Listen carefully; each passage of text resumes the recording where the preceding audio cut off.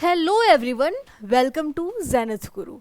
आज की क्लास में हम लेक्चर 4 कवर करेंगे इस चैप्टर का, कंट्रोल एंड कोऑर्डिनेशन। हमने लेक्चर 1, लेक्चर 2, लेक्चर 3 में क्या देखा कि एनिमल के अंदर ये कंट्रोल एंड कोऑर्डिनेशन कैसे होता है। ठीक है, एनिमल के अंदर नर्वस सिस्टम होता है, एंडोक्राइन सिस्टम होता है। नर्वस सिस्टम में इलेक्ट्रिकल इम्पल्सेस के फॉर्म में इंफॉर्मेशन ट्रेवल करती है, एंडोक्राइन सिस्टम में केमिकल के इम्पल्स के फॉर्म में इंफॉर्मेशन ट्रेवल करती है। लेकिन ये प्लांट में कैसे होता है? आज के लेक्चर में हम पढ़ेंगे कि प्लांट में ये कोऑर्डिनेशन कैसे होता है। प्लांट के अंदर ना ये इलेक्ट्रिकल और केमिकल दोनों के कॉम्बिनेशन से होता है। चूँकि एनिमल ज़्यादा एडवांस हैं तो प्लांट के अंदर इतना एडवांस सिस्टम नहीं है। प्लांट बेसिकली रिस्पॉन्ड करने के लिए, रिस्पॉन्स जनरेट करने के लिए मूवमेंट शो करता है। और वो मूवमेंट कौन कौन से होते हैं? एक होता है नेस्टिक मूवमेंट और दूसरा क्या होता है? Tropic movement. नेस्टिक मूवमेंट जो होता है वो ग्रोथ इंडिपेंडेंट होता है। ठीक है, जैसे हमारा रिफ्लेक्स एक्शन होता था वैसे ही प्लांट के अंदर जो रिफ्लेक्स एक्शन होता है वो उसी को हम क्या कहते हैं? नेस्टिक मूवमेंट कहते हैं। और ये जो ट्रॉपिक मूवमेंट है इसमें क्या होता है? ये ग्रोथ डिपेंडेंट होता है। इस मूवमेंट के दौरान प्लांट का ग्रोथ भी हो रहा होता है। तो इन दोनों को हम डिटेल में पढ़ेंगे आज। देखो, nastic movement it is independent of growth. Growth से इसका कोई लेना देना नहीं होता। ये बेसिकली क्या होता है?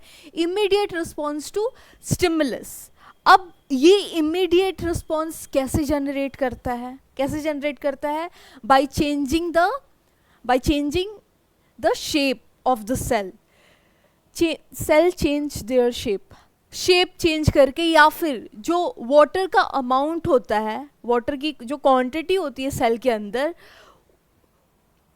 उस अमाउंट में चेंज होता है।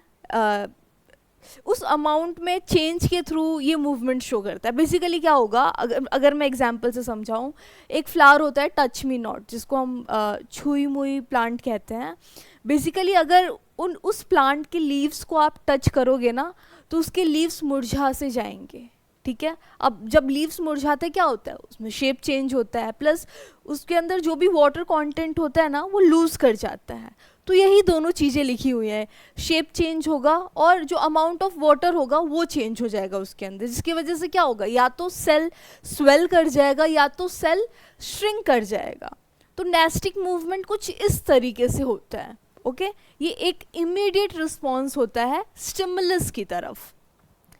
अब यहाँ पे वो टच मी नॉट एग्जाम्पल का, टच मी नॉट फ्लावर का या फिर प्लांट का एग्जाम्पल है। बेसिकली इसमें क्या होता है? जो लीव्स होते हैं वो मुरझा से जाते हैं टच करने के बाद। ओके, टच यहाँ पे क्या होता है? हमारा स्टिमुलस होता है। नेक्स्ट है ट्रॉपिक मूवमेंट। अब ये जो ट्रॉपिक मूवमेंट होता है वो ग्रोथ डिपेंडेंट होता है।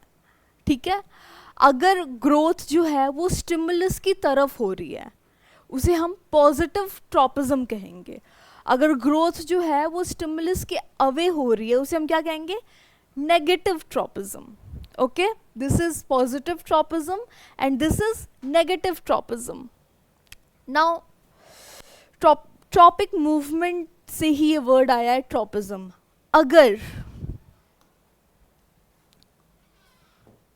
अगर प्लांट का मूवमेंट लाइट की तरफ होता है, ठीक है, फोटो मीन्स क्या होता है? लाइट। अगर प्लांट का मूवमेंट लाइट की तरफ होगा उसे हम क्या कहेंगे?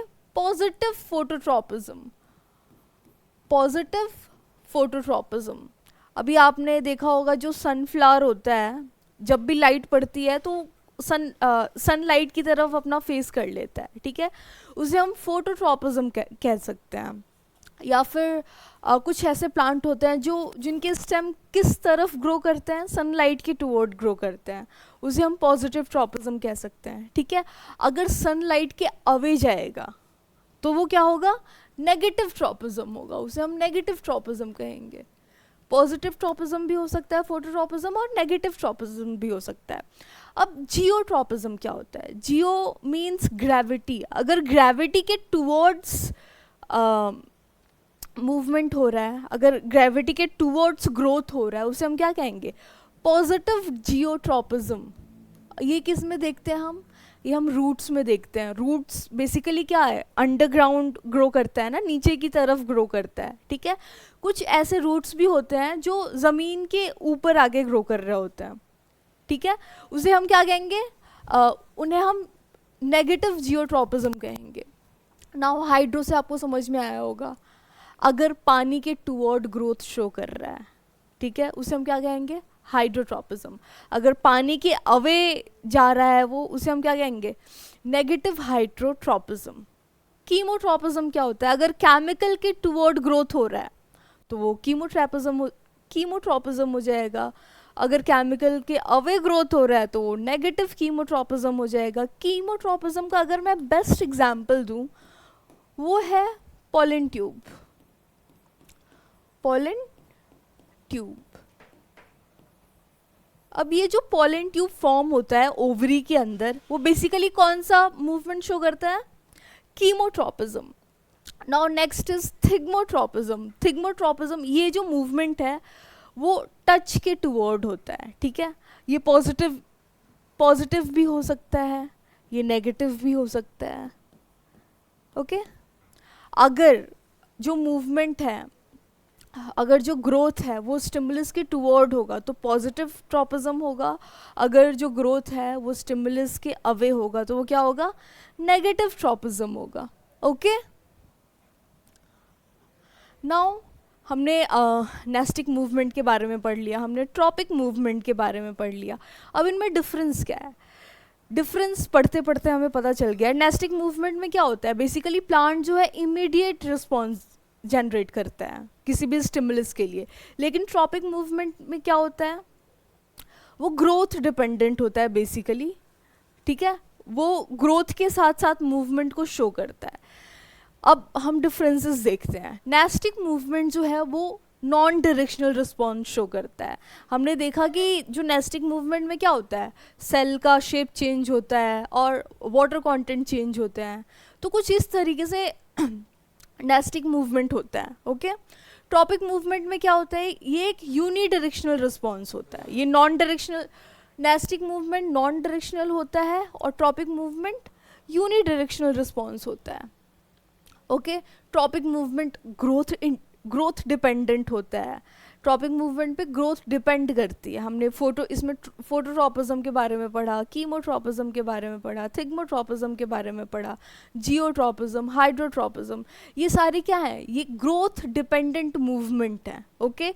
और nastic movement growth independent basically growth independent होता है, क्योंकि नेस्टिक मूवमेंट से ग्रोथ का कोई लेना देना नहीं होता है, ठीक है। ये बस एक चेंज को, एक रिस्पॉन्स को शो करता है किसी भी स्टिमुलस के लिए। अब जो ट्रॉपिक मूवमेंट होता है वो परमानेंट होता है और इरिवर्सिबल होता है, ठीक है। अगर ट्रॉपिक मूवमेंट एक बारी हो गया तो उसको वापस से हम रिवर्स नहीं कर सकते हैं। लेकिन नेस्टिक मूवमेंट क्या होता है? टेम्पररी होता है और रिवर्सिबल होता है, ओके। ट्रॉपिक मूवमेंट हर एक प्लांट में पाया जाता है, हर एक प्लांट में हम देख सकते हैं। बेसिकली प्लांट के अंदर जो मूवमेंट होता है ना, वो इन स्टिमुलस पर डिपेंड करता है, जिनके बारे में हमने पढ़ा है। फोटोट्रॉपिज्म में लाइट आ जाएगा, कीमोट्रॉपिज्म में केमिकल आ जाएगा, हाइड्रोट्रॉपिज्म में वाटर आ जाएगा। तो इनका जो ग्रोथ है ना, वो इन सारे स्टिमुलस पर डिपेंड कर रहा है। लेकिन और ये हर प्लांट में होता है। लेकिन नेस्टिक मूवमेंट किस में होगा? जिन प्लांट्स के पास कोई स्पेशलाइज्ड सेल होगा, ठीक है। अभी हमने एक प्लांट के बारे में पढ़ा, टच मी नॉट। उसमें उस लीव्स के अंदर कोई स्पेशलाइज्ड सेल होते हैं जो नेस्टिक मूवमेंट को शो करते हैं, ठीक है। अब ट्रॉपिक मूवमेंट और नेस्टिक मूवमेंट में एक और डिफरेंस है कि ट्रॉपिक मूवमेंट जो होगा वो बहुत ही स्लो होगा, ठीक है। और नेस्टिक मूवमेंट क्या होता है? फास्ट होता है, okay. So basically this is the difference between tropic movement and nastic movement. अब नेक्स्ट चूँकि प्लांट के अंदर कोई नर्वस सिस्टम नहीं होता है, तो वो कैसे रिस्पॉन्ड करते हैं? मूवमेंट के थ्रू। उन मूवमेंट्स के बारे में हमने पढ़ा। प्लस जैसे हम बहुत सारे हार्मोन्स रिलीज़ करते हैं, लास्ट क्लास में हमने ग्लैंड के बारे में पढ़ा था, एक्सोक्राइन ग्लैंड के बारे में पढ़ा था, एंडोक्राइन ग्लैंड के बारे में पढ़ा था, हमने पिट्यूटरी ग्लैंड के बारे में पढ़ा, मतलब हमने बहुत सारे हार्मोन्स के बारे में पढ़ा और ये सारे हार्मोन्स हमारे बॉडी को रेगुलेट कर रहे थे, ठीक है। अब प्लांट के अंदर भी कुछ हार्मोन्स पाए जाते हैं जो उनको ग्रो करने में, ठीक है, फुली डेवलप्ड होने में या फिर किसी स्टिमुलस की तरफ रिस्पॉन्ड करने में हेल्प करते हैं। फर्स्ट जो हार्मोन है वो क्या नाम है उसका? फर्स्ट हार्मोन का नाम है ऑक्सिन। ऑक्सिन कहाँ होता है? शूट के टिप पे होता है, जिस वजह से प्लांट की जो लेंथ है वो इंक्रीज होती है, ठीक है, जिस वजह से प्लांट की ग्रोथ है वो इंक्रीज होती है। Helps the cell to grow longer. अब डेफिनेटली जब प्लांट के टिप पे प्रेजेंट है ये हार्मोन तो लेंथ को ग्रो करेगा, ओके। अब इट इन्वॉल्व इन फोटोट्रोपिज्म। अब ये हार्मोन, अगर इस हार्मोन के फंक्शन को हम देखें तो एक तरीके से ये फोटोट्रोपिज्म शो करता है। बेसिकली क्या होता है कि फॉर एग्जाम्पल ये कोई प्लांट है और उस प्लांट का स्टेम है ये, तो जब भी सनलाइट इस स्टेम की तरफ पड़ेगी तो क्या होगा? कुछ हार्मोन, ये जो ऑक्सिन हार्मोन है ना, ये दूसरे साइड आ जाएंगे। अब ये हार्मोन दूसरे साइड आ जाते हैं, फिर क्या होता है? फिर ये जो स्टेम है ये इस डायरेक्शन में ग्रो करने लगता है, ओके। तो कुछ इस तरीके से ये हार्मोन प्लांट के अंदर रेगुलेट करता है। हम देखते हैं ना कि प्लांट जो भी ट्री है, प्लांट है, उसकी स्टेम दूसरे डायरेक्शन में क्यों जाती है? क्योंकि जब भी सनलाइट आती है ना तो सनलाइट के ऑपोजिट डायरेक्शन में ये ऑक्सिन हार्मोन चले जाते हैं, इसीलिए हमें स्टेम जो है वो थोड़ा टर्न दिखाई देता है, ओके। सेकेंड जो हार्मोन है उस हार्मोन का नाम है जिब्रेलिन। अब ये जिब्रेलिन हार्मोन का क्या फंक्शन होता है? ये प्लांट के स्टेम को ग्रो करता है। आपने शुगर कैन देखा होगा, उसमें इंटरनोड होते हैं, ठीक है ना। वो इंटरनोड कैसे ग्रो करते हैं? इसी हार्मोन की वजह से। Gibberellin helps in growth of stem. Third hormone कौन सा है? थर्ड हार्मोन है साइटोकाइनिन। अब साइटोकाइनिन जो है वो सेल डिवीज़न को प्रमोट करता है। आप जो फ्रूट्स देखते हो, जो सीड्स देखते हो, ठीक है ना, उसमें साइटोकाइनिन भर भर के होता है। साइटोकाइनिन हार्मोन ज़्यादा होता है, ठीक है। जहाँ भी सेल डिवीज़न हो रहा होगा, जहाँ पे भी बर्ड फॉर्म हो रहा होगा, वहाँ पे साइटोकाइनिन ज़्यादा होगा, ओके। तो हमने ऑक्सिन के बारे में पढ़ा, हमने जिब्रेलिन के बारे में पढ़ा, हमने साइटोकाइनिन के बारे में पढ़ा। अब एक एंटी हार्मोन होता है इनके लिए, जिसको हम स्ट्रेस हार्मोन भी कहते हैं, जिसका क्या नाम है? जिसका नाम है एब्सिसिक एसिड। अब ये एब्सिसिक एसिड क्या करता है? प्लांट के ग्रोथ को इनहिबिट करता है, ठीक है, प्लांट के ग्रोथ को रोकता है। ये किसका एंटी होता है? ये साइटोकाइनिन का एंटी होता है। साइटोकाइनिन बेसिकली किस में हेल्प करता है? सेल डिवीज़न में हेल्प करता है। ये जो एब्सिसिक एसिड है वो क्या करता है? ये ग्रोथ को इनहिबिट करता है। आप देखते हो कि जो प्लांट के ऊपर जो लीव्स होते हैं वो येलो हो गए रहते हैं या फिर टूट से जाते हैं। ऐसा क्यों होता है? ये इस एसिड की वजह से होता है। इस एसिड की वजह से होता है, जिसे हम क्या कहते हैं? एब्सिसिक एसिड कहते हैं। तो कुछ इस तरीके से प्लांट के अंदर कोऑर्डिनेशन होता है, कुछ इस तरीके से प्लांट खुद को कंट्रोल करते हैं, कुछ इस तरीके से प्लांट अपने एनवायरनमेंट से या फिर अपने डिफरेंट पार्ट से कम्युनिकेट करते हैं। सो ये चैप्टर आप लोगों का ख़त्म होता है। अब नेक्स्ट चैप्टर हम स्टार्ट करेंगे दूसरी क्लास में। Thank you so much.